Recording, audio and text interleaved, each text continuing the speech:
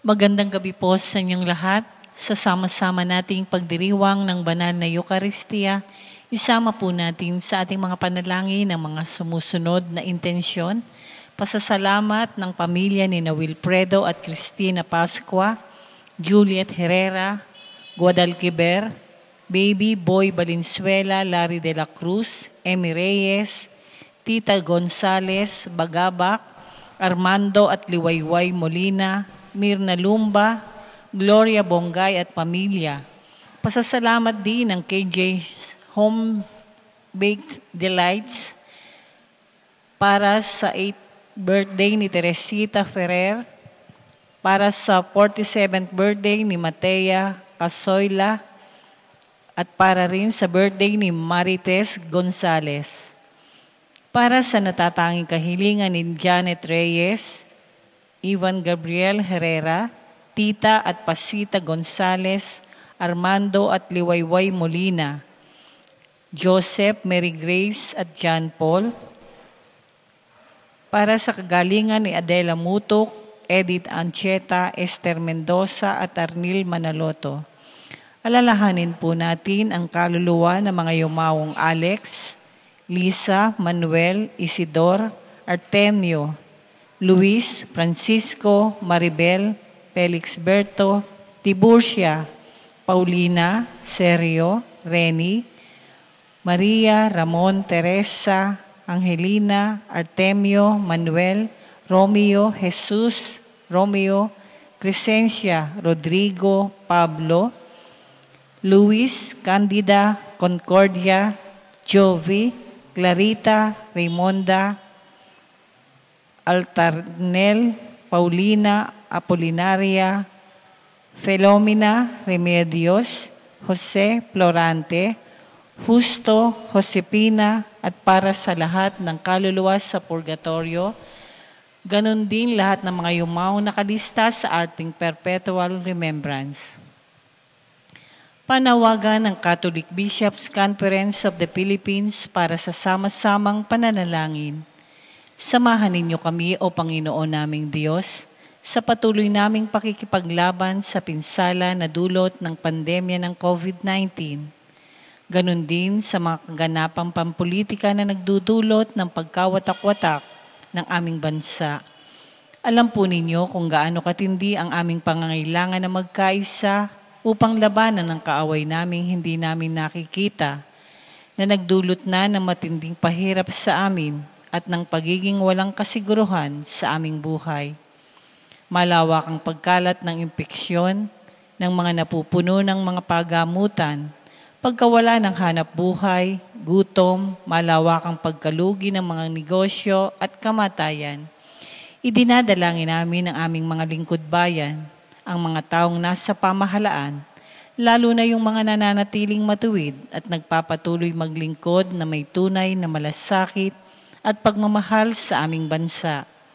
Ingatan mo po sila, Panginoon, at bigyan sila ng tapang na manindigan para sa katotohanan at katarungan. Naway ang krisis na ito, dulot ng pandemya, ay maging daan ng pagbabalik loob at pagbabago ng aming mga puso. Magturo nawa ito sa amin na makapanindigan kami higit pa sa mga personal at pampolitikang interes namin at madala namin ang lahat naming mga pagsisikap para sa kabutihan ng lahat. Naway gabayan kami ng iyong Espiritu na tumugon na may awa at pagmamalasakit sa mga dukha, ang mga walang-wala at ang mga lalong nangangailangang sektor ng aming lipunan. Sapagkat alam namin na anuman ang gawin namin sa mga malilit naming kapatid, ay ginagawa namin sa inyo. Amen.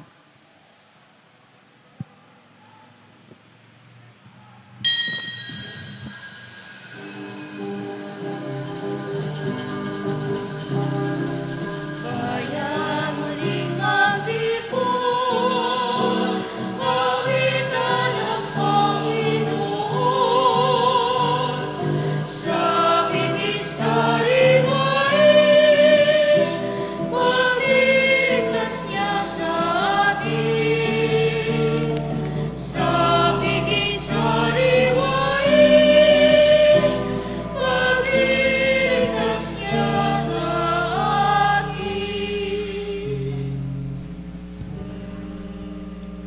Mga kapatid, sa ating banal na pagdiriwang na ito, samarin natin sa ating panalangin ang alay pasasalamat at natatanging kahilingan ng mga sumusunod at ng kani-kanilang pamilya: Maria Lourdes Ong, Randy Nicdao, Romel at Ofelia Marcelo, Adriano Santos, Pablito at Jose Mendoza, Jerry at Feni Victoriano, Rafael, Flor, Udette at Yvette Eugenio, Brian at Jasmine Yu, Joel at Lucy Bonifacio, Edgar at Marie San Diego, Edgardo at Aida Cunanan, June at Soli de Rosario, Nanti at Marisa de la Cruz, Danilo at Emily Sebastian, Dennis at Nelly Santos, Noel at Zenny Galvez, Aurora at Jean Silungan, Ricky at Afik Magpok, Dr. Abitsaida Banaag, Celia San Felipe, Elma Lagbador, Romel Jeff Arcega, Antonio at Victoria Sanchez, Alicia Arcega Beacruzis, Vidal at Marieta Querol, Gerard at Jennifer Francisco, Mila Digonong, Cesar at Lolita Nicolas, Celi, Celine, Dominic Nicolas, Antonio at Evelyn Salazar, Edwin at Aida Gumapas,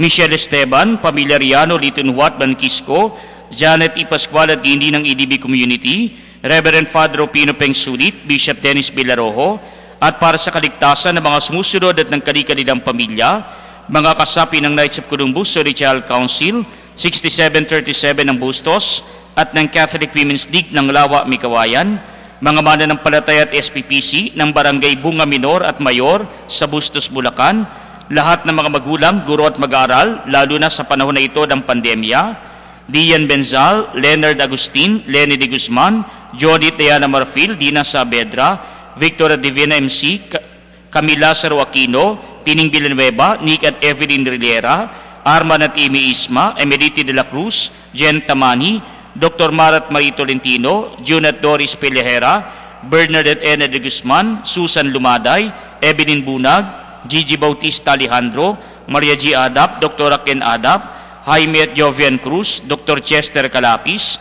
mga medical staff ng Santo Niño Hospital sa Bustos at Region 2 Trauma and Medical Center sa Bayumbong, Nueva Vizcaya, at hindi ng lahat ng mga frontliners at mga kamani ng pamahalang nasyonal at lokal, lalo na ng lungsod ng San Jose del Monte.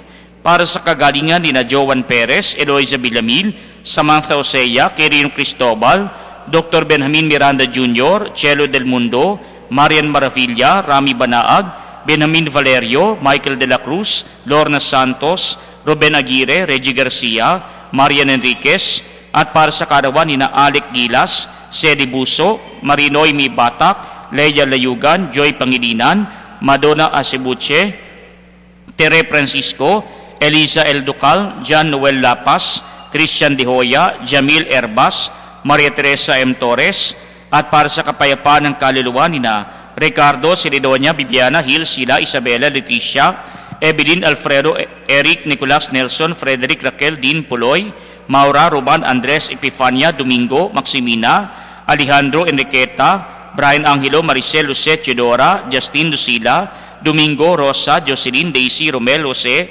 Ricardo, Maria, Jose Pipito, Benenchito, Bishop Cirilo, at lahat ng mga namayapang mga lektor ng Dioceses ng Malolos. Sa ngalan ng Ama at ng Anak at ng Espiritu Santo. Amen. Sumainyo ang Panginoon. At sumayo rin. Mga kapatid, upang tayo maging marapat gumanap sa ating banal na pagdiriwang, aminin muna natin ang ating mga kasalanan. Sinugong tagapagpagaling sa mga nagsisisi, Panginoon, kaawaan mo kami. Panginoon, kaawaan mo kami. Dumating na tagapaganyayang mga makasalanay magsisi, Kristo, kaawaan kami. Kristo, kaawaan mo kami. Nakalukluka sa kanan ng Diyos, Ama, para ipamagitan kami, Panginoon, kaawaan kami. Panginoon, kaawaan mo kami. Kaawaan tayo na makapangyarihang Diyos, patawarin sa ating mga kasalanan, at patnubayan tayo sa buhay na walang hanggan. Amen. Manalangin tayo. Ama naming makapangyarihan, ang iyong Espiritu'y siya nagbunsod kay Santa Teresa upang magpamalas ng landas ng dapat naming kamting kaganapan ng sambayanan. Ipagkaloob mong kami laging magsalo sa itinuro niyang galing sa iyo at mag-alab sa hangaring maging tagapagtaglay ng tunay na kabanalan mo. Sa pamamagitan ni Jesucristo, kasama ng Espiritu Santo, magpasawalang hanggan. Amen.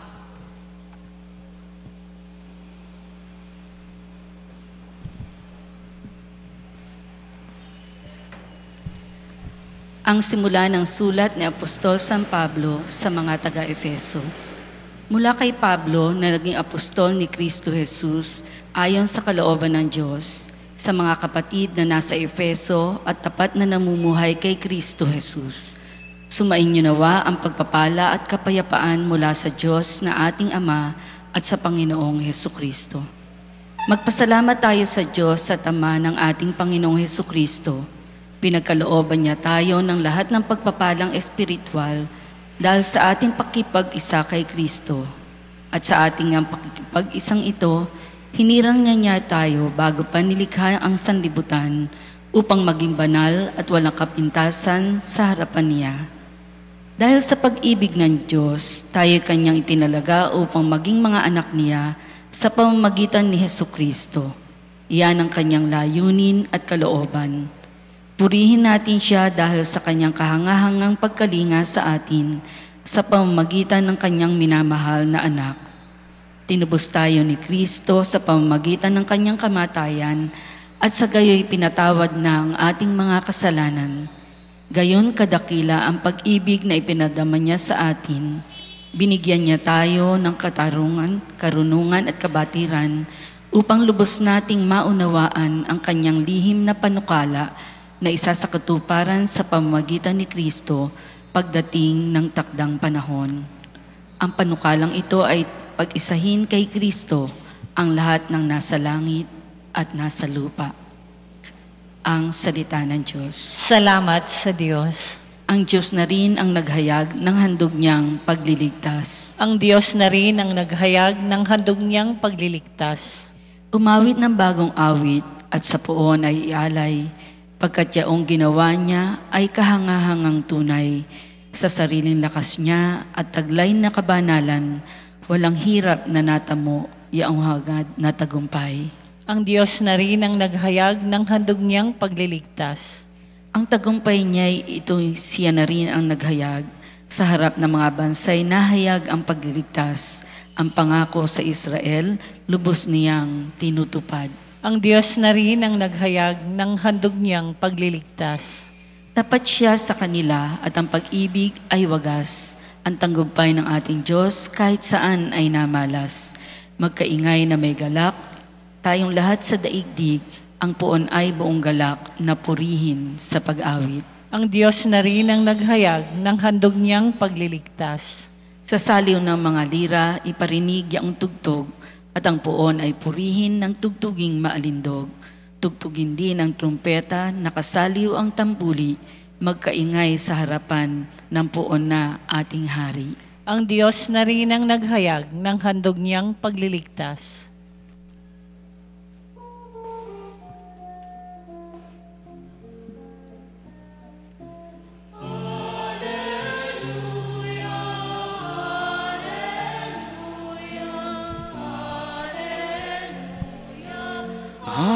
Alleluia, alleluia, alleluia, alleluia, alleluia, alleluia.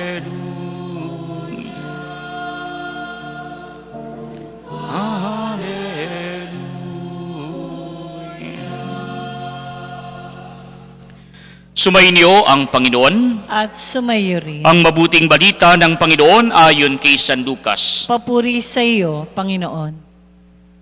Noong panahong iyon, sinabi ni Jesus, "Kawawa kayo, ipinagpapatayo ninyo na magagarang libingan ang mga propetang pinagpapatay ng inyong mga magulang. Sa ganitong paraan, kayo na rin na nagpapatunay na sang-ayon kayo sa mga ginawa ng inyong mga magulang. Sapagat sila ang pumatay sa mga propeta, at kayo naman ang nagtatayo ng libingang puntod ng mga iyon. Dahil dito'y sinabi rin ng karunungan ng Diyos, magsusugo ako sa kanila ng mga propeta at ng mga apostol. Ang iba'y papatay nila at uusigin ang iba. Sa gayoy lalagpak sa lahing ito ang parusa dahil sa pagpatay sa mga propeta, buhat ng itatag ang sanlibutan, magmula kay Abel hanggang kay Zacarias, na pinatay sa pagitan ng damba ng sunugan ng mga handog at ng gusali ng templo. Sinasabi ko sa inyo, lalagpak sa lahing ito ang parusa dahil sa kanilang ginawa. Kawawa kayo, mga dalubhasa sa kautusan, sapagat inilis ninyo ang susi ng karunungan. Ayaw na ninyong magsipasok, hinahadlangan pa ninyo ang mga nagnanais na pumasok. At umalis si Jesus sa bahay na iyon. Mula noon, tiniligsa na siya ng mga eskriba at ng mga Pariseo at pinagtatanong tungkol sa maraming bagay upang masilo siya sa kanyang pananalita. Mga kapatid, ang mabuting balita ng Panginoon. Pinupuri ka namin, Panginoong Jesucristo.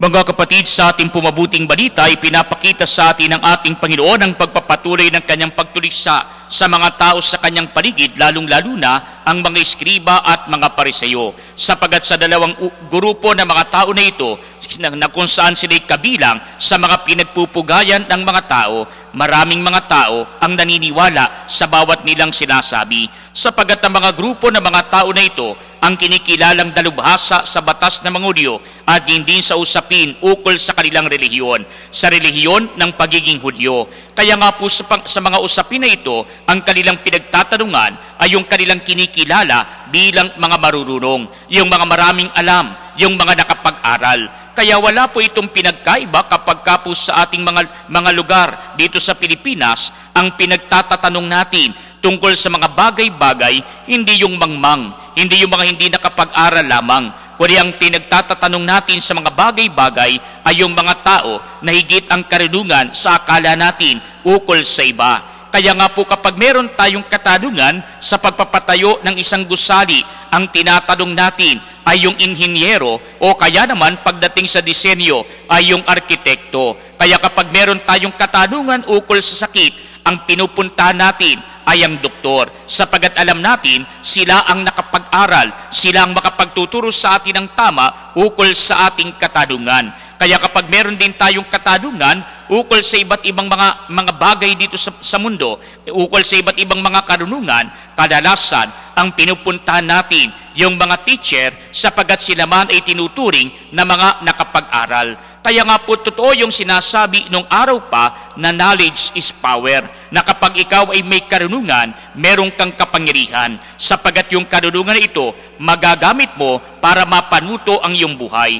Ang karunungan na ito ay magagamit mo para maging gabay sa iyong paglalakbay dito sa lupa. Kaya nga kapag ikaw ay magtatayo ng gusali at ikaw ay nakapag-aral, mas madali para sa iyo ang gawin ang nararapat kaysa ikaw ay magkamali pa sa mga pinagdaanan din na pagkakamali ng iba. Kaya nga po yung mga inhinyero, alam na nila yung kanilang gagawin. Kaya gayon din po naman mga kapatid, kapag ikaw ay may sakit o may sakit ang iyong kapwa, kapag ikaw ay nakapag-aral ukol sa medisina, alam mo na ang iyong gagawin.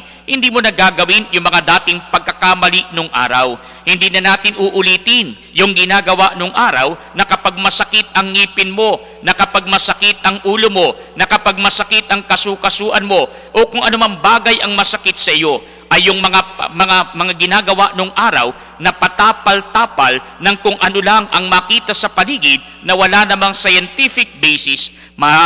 Maiiwasan na natin ito kung talagang tayo ay nakapag-aral ng medisina. At hindi na natin uulitin yung pagbibigay ng gamot na wala namang epekto o yung tinatawag na placebo. Kaya po marami tayong nalalaman, marami rin tayo na maaaring maiwasan na pagkakamali. Subalit mga kapatid, kahit na totoo yung sinasabi na knowledge is power, ang karunungan, ang katalinuhan ay kapangyarihan, subalit may kaakibat naman ito na panibagong muka, na yung knowledge ay hindi lamang power, kundi sa mga taong marurunong, sa mga taong nakapag-aral, sa mga taong matatalino, palagi may kakibat na gampanin o responsibilidad ang talino na tinataglay natin. Na yung talino na ito, gagamitin natin para gumbay sa ating kapwa. Hindi natin gagamitin yung talino o runong na ito para inigaw yung ating kapwa at tayo lamang ang magkamit ng ninanais natin. Kaya nga po yung katalinuhan,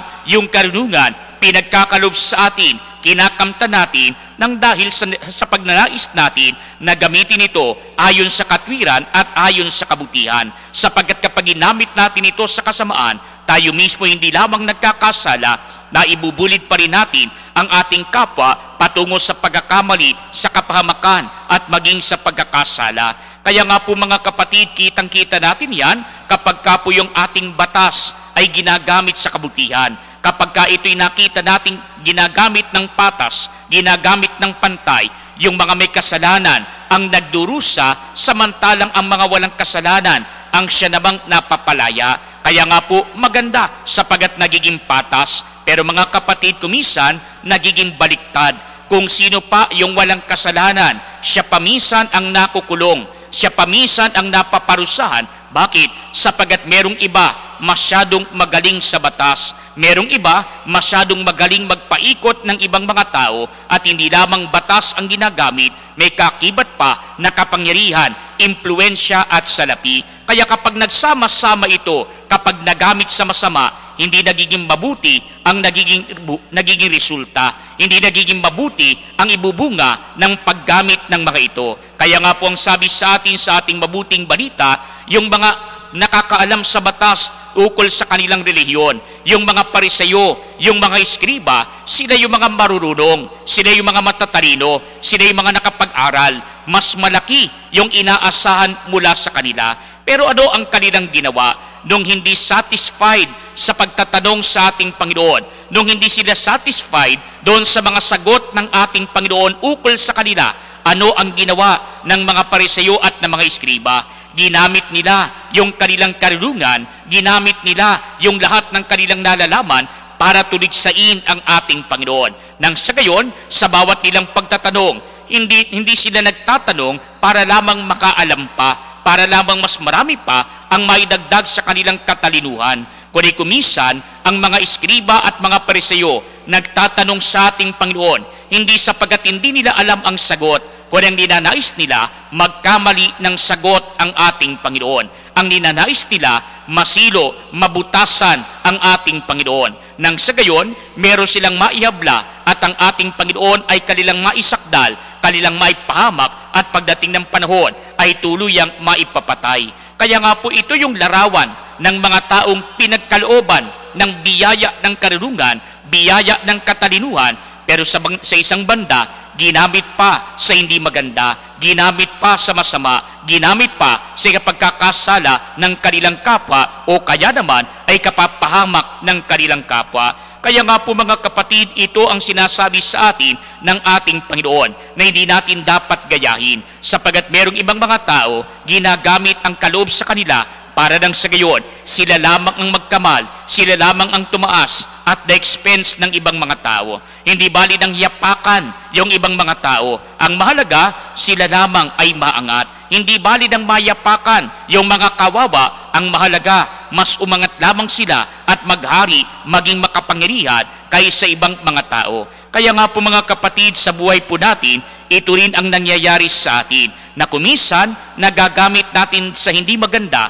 yung mga biyaya na galing sa ating Panginoon. Kaya nga po kung nagamit sana sa mabuti, disin sana malaking tulong para sa ating sarili, malaking tulong para sa ating kapwa. Kaya naman maraming mga tao napapahamak sa kanilang landas sapagat mali ang kanilang sinusundan. Sapagat ang sinusundan nila hindi lamang para iangat ang kanilang kapwa. Yung iba, ang sinusundan nilang mga tao ay naroon lamang para iangat ang kanilang sarili. Kaya nga po mga kapatid, dito sa ating mabuting balita, tinutuligsa ng ating Panginoon ang mga Eskriba at mga Pariseyo sapagat mali ang kanilang gawa, sapagat inililigaw nila ang kanilang kapwa at sila'y nagtatayo ng mga bantayog para sa kanilang sarili, at hindi naman inilinis nila ang issue ukol sa kanilang mga pagkakasala. Kaya isipin po natin mga kapatid, yung kanilang mga ninuno, meron silang pinagmanahan. Yung kanilang mga ninuno, sila yung mga nagpapatay sa mga propeta, sila yung mga nagpahagupit, sila yung mga nagpagapos, sila yung mga gumawa ng hindi maganda laban sa mga propeta nung una. Pero sa kasalukuyan, nung panahon ng ating Panginoon, ano ang ginagawa ng mga Pariseyo at mga Eskriba?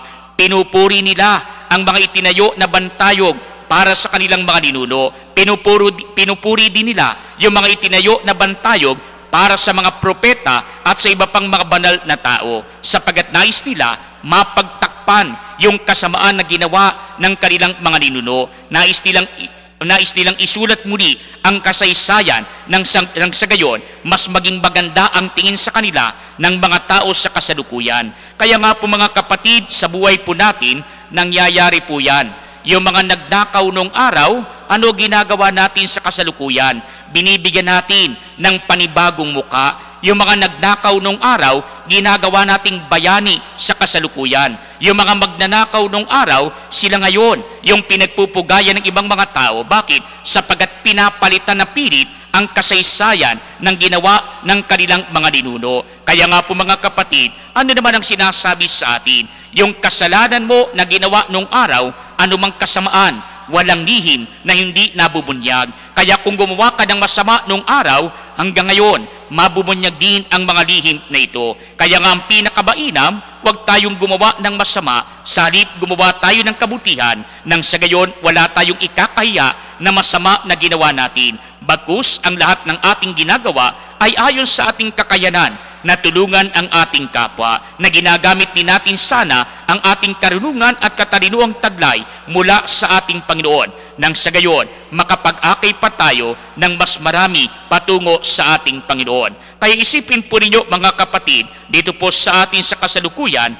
napakaraming mga tao ang kagaya ng sinasabi sa mabuting balita na pagdating ng panahon, mananagot sa harap ng ating Panginoon. Sapagat yung ibang mga tao, ang ginagawa nila, sinisilo nila ang ating Panginoon sa pamamagitan ng pagsilo sa kanilang sa mga kapwa natin sa kasalukuyan. Kaya napakaraming mga tao ngayon, tignan po ninyo, yung po bang manira ka lang ng pananampalatayang Kristiyano, makapagtatayo ka na ng panibagong relihiyon.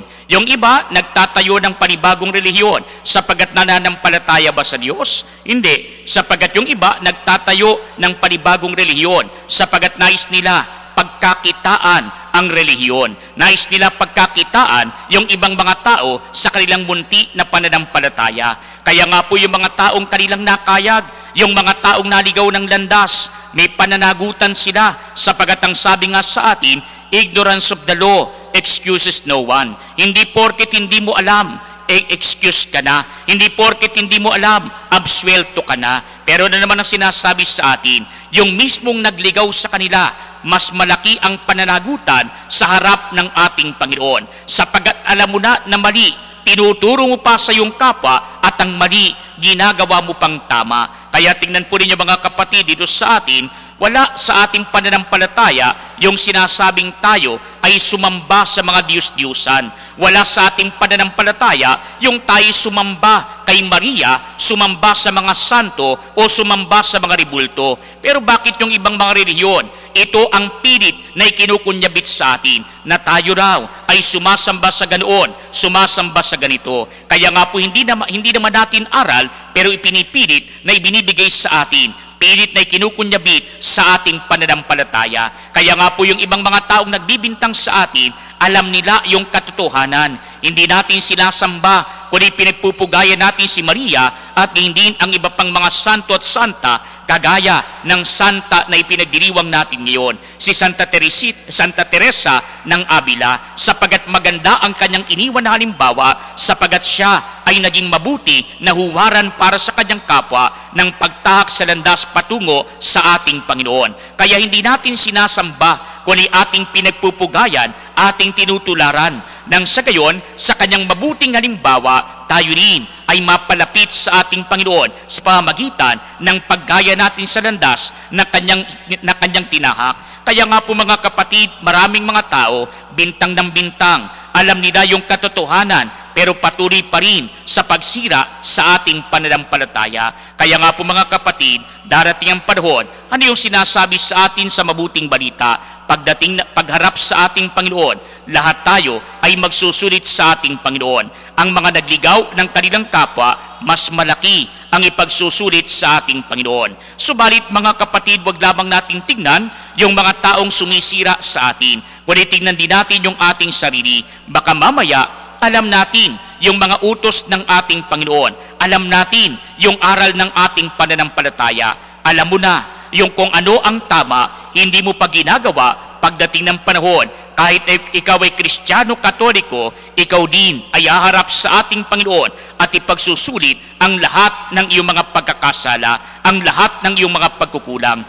Kaya nga po mga kapatid, sa ating pananampalataya, pag-aralan nating mabuti, huwag nating itago, at hindi naman ang ating napag-aralan, ang ating nalalaman sa ating pananampalataya, gamitin natin para mamuhay tayo ayon sa kalooban ng ating Panginoon. Nang sa gayon, pag dumating man ang paghusga ng ating Panginoon, matatagpuan tayong karapat-dapat na pumasok sa kanyang karian, sapagat tayo'y nagsabuhay ng ating pananampalataya sa abot ng ating nalalaman at sa abot ng ating makakaya. Magsitayo pong lahat.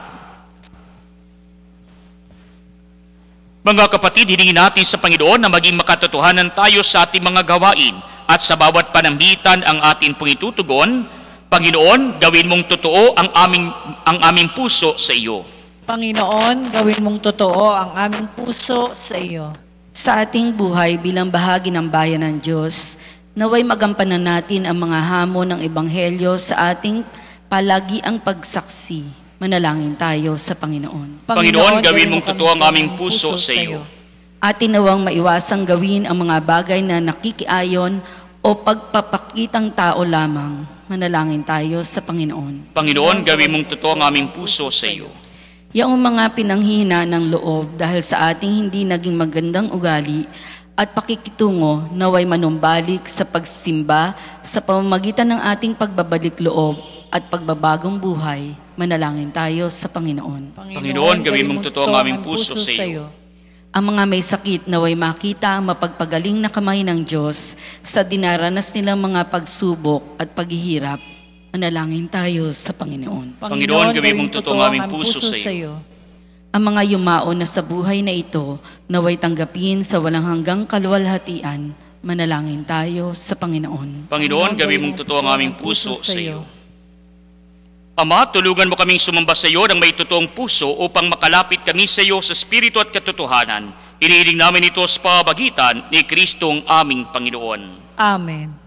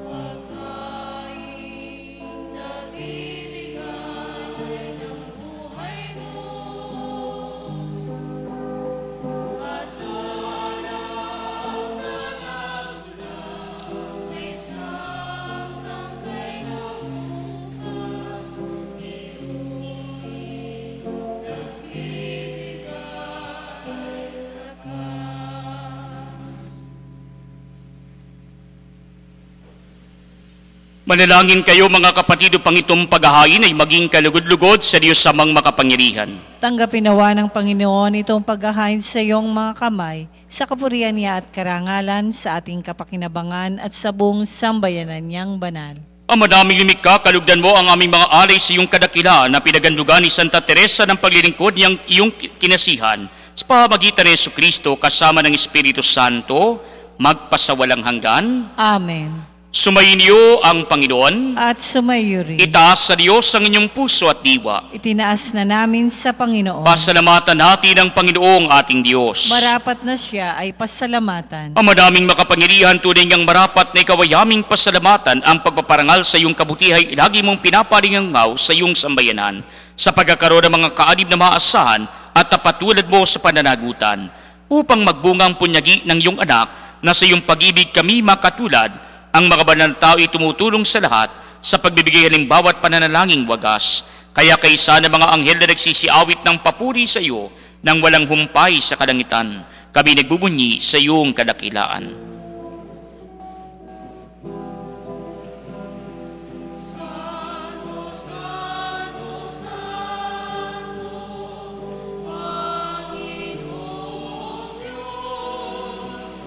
Napupuno ang langit at lupa ng kadakilaan mo.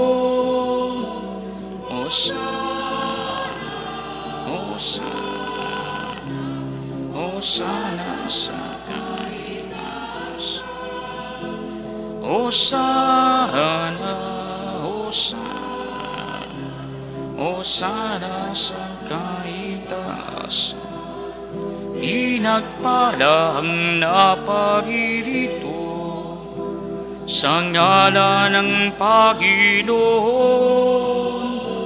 Hosana, Hosana, Hosana sa kaitaas. Hosana, Hosana, Hosana sa kaitaas. Ama naming banal, ikaw ang bukal ng tanang kabanalan, kaya't sa pamagitan ng iyong Espiritu, gawin mong banal ang mga kaloob na ito upang para sa amin maging katawan at dugo ng aming Panginoong Hesukristo. Bago niya pinagtisang kusang loob na maging handog, hinawakan niya ang tinapay, pinasalamatan kaniya, pinagati-hati niya iyon, iniabot sa kanyang mga alagad at sinabi, "Tanggapin ninyong lahat ito at kanin. Ito ang aking katawan na ihahandog para sa inyo."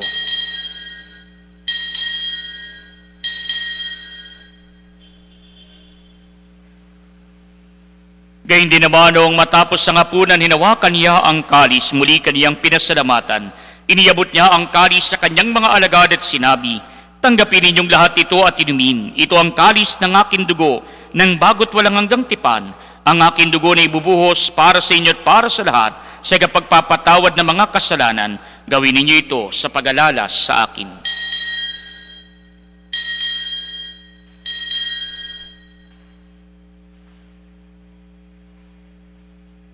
Mga kapatid, ang misteryo ng ating pananampalataya.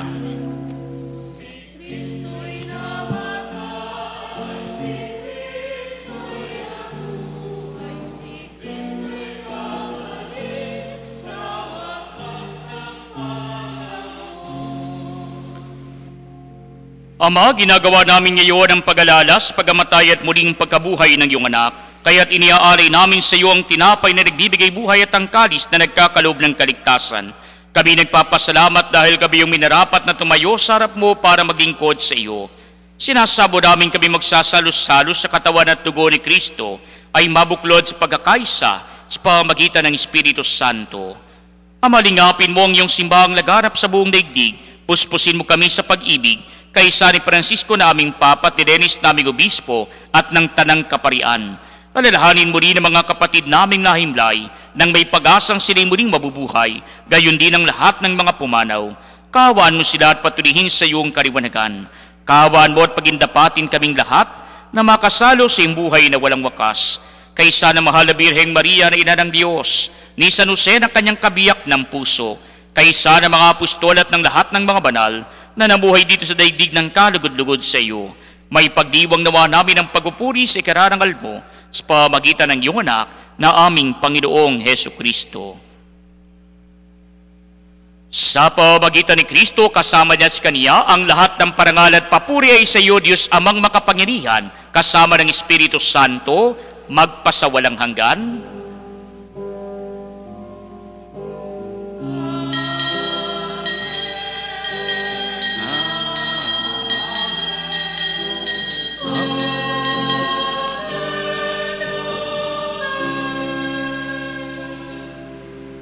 Mga kapatid, sa tagubili ng mga nakagagaling na utos sa turo ni Jesus na Panginoon natin at Diyos, ipahayag natin ang lakas loob.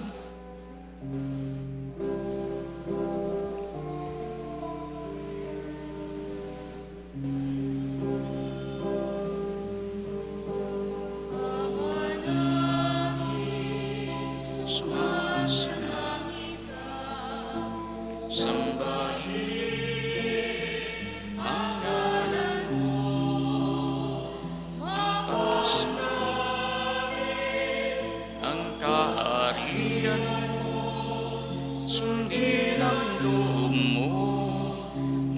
sa lupa para nang sa langit. Bigyan mo kami ngayon ng namin kakain sa araw-araw at patawarin mo kami sa aming mga sala para ng pagpapatawad namin sa nagkakasala sa amin. At huwag mo kaming ipahintulot sa tukso at iadya mo kami sa lahat ng masama.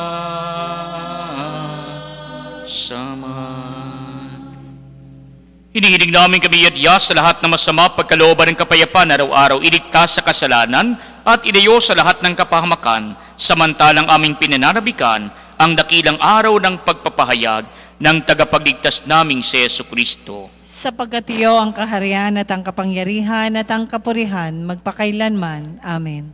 Panginoong Jesucristo, sinabi mo sa mga apostol, kapayapaan ang iniiwan ko sa inyo, ang aking kapayapaan ang ibinibigay ko sa inyo. Tunghayan mo ang aming pananampalataya at wag ang aming mga pagkakasala. Pagkalooban mo kami ng kapayapaan at pagkakaisa ayon sa iyong kalooban, kasama ng Espiritu Santo, magpasawalang hanggan. Amen. Ang kapayapaan ng Panginoon ay laging sumainyo. At sumayo rin. Magbigayan kayo ng kapayapaan sa isa't isa.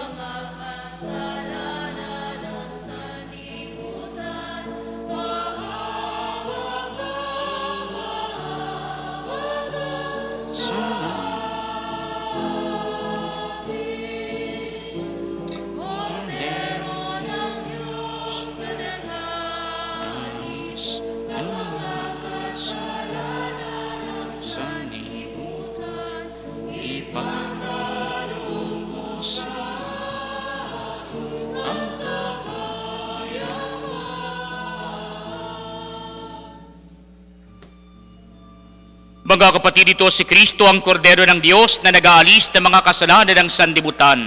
Mapapalad tayong inaanyayahan sa kaniyang piging. Panginoon, hindi ako karapat-dapat na magpatuloy sa iyo, ngunit sa isang salita mo lamang ay gagaling na ako.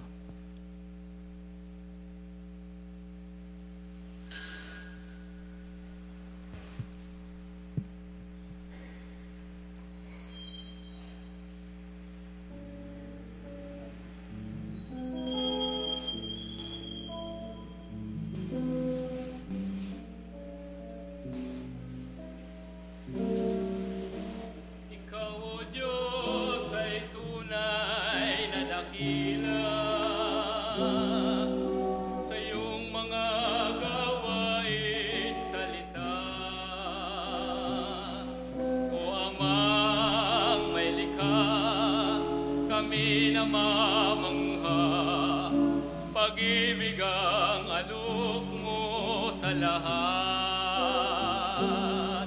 Kahit kami hindi karapat-dapat, tinawag mo pa rin kaming lahat.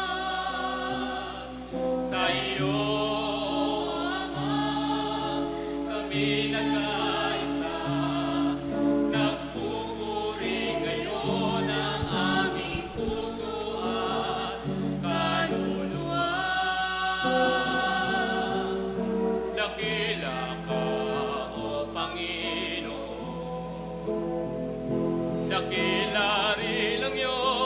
pag-ibig na handog. Dakila kapagkat sa araw na ito, tinawag mo kami upang maging anak mo. Dakila ka, O Panginoon, dakila rin ang iyong pag-ibig na handog. Dakila kapagkat sa araw na ito, tinawag mo kami upang maging anak mo.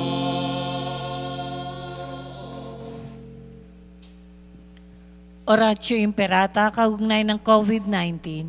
Makapangyarihan at mapagmahal na Ama, nagsusumamo kami sa iyo upang hilingin ang iyong patnubay laban sa COVID-19 na nagpapahirap sa marami at kumitil na ng mga buhay. Gabayan mo ang mga dalubhasang naatasan ng tumuklas na mga lunas at paraan upang ihinto ang paglaganap nito. Patnubayan mo ang mga lumilingap sa may sakit upang ang kanilang pagkalinga ay malakip ng husay at malasakit. Itinataas namin ang mga nagdurusa, makamtanawa nila ang mabuting kalusugan. Lingapin mo rin ang mga kumakalinga sa kanila. Pagkamitin mo ng kapayapaang walang hanggan ng mga pumanaw na. Pagkalooban mo kami ng biyaya na magtulong-tulong tungo sa kabubuti ng lahat. Pukawin sa amin ang pagmamalasakit sa mga nangangailangan. Nagsusumamo kami na iyong ihinto na ang paglaganap ng virus at ipagadya kami sa lahat ng mga takot. Inihiling namin ito sa pamamagitan ni Jesucristo na nabubuhay at naghaharing kasama mo at ng Espiritu Santo, iisang Diyos magpasawalang hanggan. Amen. Amen. Dumudulog kami sa iyong patnubay, mahal na Ina ng Diyos. Pakinggan mo ang aming mga kahilingan sa aming pangangailangan at ipagadya mo kami sa lahat ng kasamaan, maluwalhati at pinagpalang Birhen. Amen. Mahal na Birheng mapagpagaling sa mga may sakit, Panalangin mo kami. San Rafael Arcangel, Panalangin mo kami. San Roque, Panalangin mo kami. San Lorenzo Ruiz, Panalangin mo kami. San Pedro Calunsod, Panalangin mo kami. San Pedro Apostol. Panalangin mo kami. Manalangin tayo. Ang madaming mapagmahal, pinapagsalo mo sa pagkain yung bigay ang tapat mong angkan. Gawin mo alinsulod sa halimbawa ni Santa Teresa, kami laging masayang makaawit ng pag-ibig mong walang maliw kailanman. Sa pamamagitan ni Jesucristo, kasama ng Espiritu Santo, magpasawalang hanggan. Amen. Sumainyo ang Panginoon. At sumayo rin. At pagpalain kayo ng makapangyarihang Diyos, Ama at Anak at Espiritu Santo. Amen. Humayo kayo sa kapayapaan ni Kristo. Salamat sa Diyos. Purihin at palakpakan natin ang ating Panginoon.